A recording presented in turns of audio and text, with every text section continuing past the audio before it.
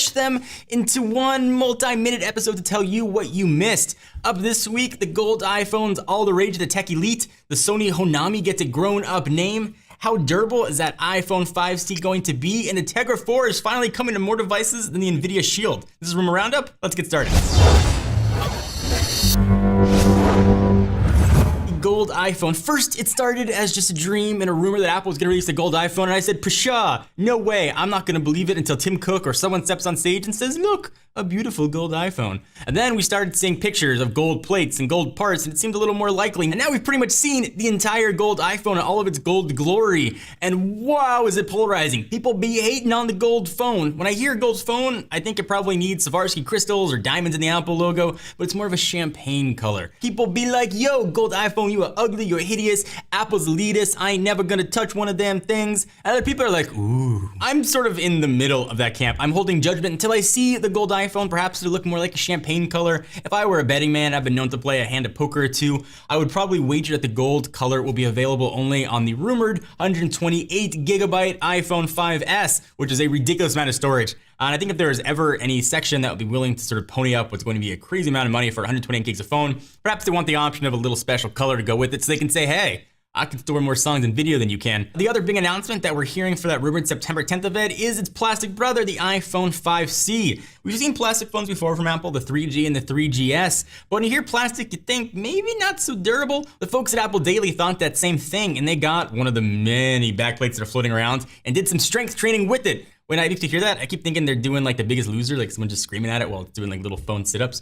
Essentially what they did was they took the iPhone 5C, they put it in a sandwich bag full of coins, car keys, and they shook it up like crazy to try and get optimum damage. And not surprisingly, it totally rocked it. Say what you will about Apple's recent phones, the iPhone 4, 4S, 5, and perhaps 5S. They were beautifully designed, but they were a little on the fragile side. Glass backs, things got dented. So the hope is that this plastic, really durable back will be able to handle a lot of what life can throw at it. And if this test is to be believed, it looks like it absolutely will. So if you're more of the rugged style, perhaps the 5C might be a phone you want to look at. The Sony Honami is finally getting a grown-up name. We'll know everything September 4th, which is the best day of the entire year because it's my birthday. But it's no longer going to be called the Honami. It's going to get an Xperia moniker. It's going to be the Z1 and is going to set itself up as the king, the grand poobah of the Xperia line. If you forgot what this sucker's got in it, it's got a 20 megapixel sensor, which before the Lumia 1020 would have been like, whoa, that's a lot of megapixels. Pretty beastly Snapdragon 800, which is of course quad-core CPU, and a pretty nice sized 3000 milliamp hour batteries. I've been a little down on Sony in years past. I thought that their phones kind of stunk. I thought the screens were kind of bad. And I thought the skins they put on them were really, really awful. And then I saw the Xperia Z Ultra and I was like, ooh.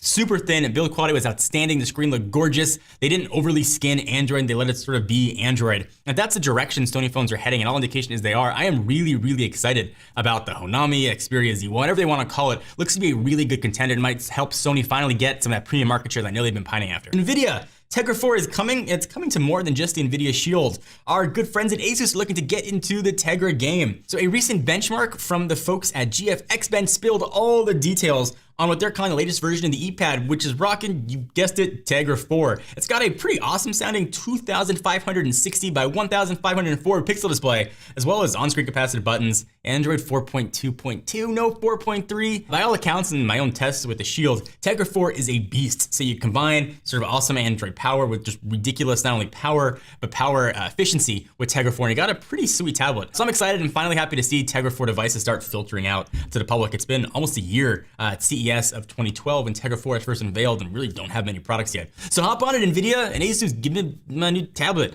I need to get my greasy fingers all over something else. Let me step aside for the rumors for just a minute to talk to you about something that is ridiculously important. Don't drink and drive. Don't be stupid. That's like saying don't drink and drive. I'd be like saying make sure you forget to inhale and exhale. It'd be something that you just know innately. Just don't do it. It is probably the stupidest thing we can do, and the folks at the National Campaign Against Drunk Driving want you to know it. Driving while impaired is not only illegal, it's also crazy stupid. The consequences from driving drunk or impaired are deadly serious, and I say emphasis on deadly. Fatalities from alcohol impaired people, that's a blood alcohol of 0.08 or higher. Driving crashes account for an average of 1 fatality every 51 minutes. Holidays like Labor Day and weekends are always especially deadly. Labor Day is coming up, so just don't do it. For example, Labor Day weekend 2010 saw 147 people killed from crashes involving drunk drivers or motorcycle riders with BACs of 0.08 or higher. It is never, ever, ever worth it. Call a cab, call a friend, call your parents. Sleep it off somewhere. Just never get in a car if you've been drinking, or never get in a car with somebody who has been drinking. It is absolutely never, ever, ever, ever worth it. Never think, oh, I had 2 beers, I'm good, I know myself, because you don't know yourself. You never know what your reaction's gonna be when it has to be quick. Take away anything from any ad read or any message I've ever given you in life. Let it be this: do not drink and drive. So I wanna let you guys know about another show I host. It is called Techno Buffalo's Driven. If you like cars, you like hearing me talk, or you just want to see what other crazy things are going to come out of my mouth, check it out. This week I talked about the top 5 discontinued cars, those sweet, sweet rides you can no longer buy anymore. Check it out. So thank you guys for watching their episode of Rumor Roundup. Hope you enjoyed. Please give the video a thumbs up. We most definitely appreciate it. And check us out at technobuffalo.com for latest and greatest tech news. I am John Rettinger, and I will see you in the next video, or I'll talk to you in the next video. We'll communicate telepathically in the next video.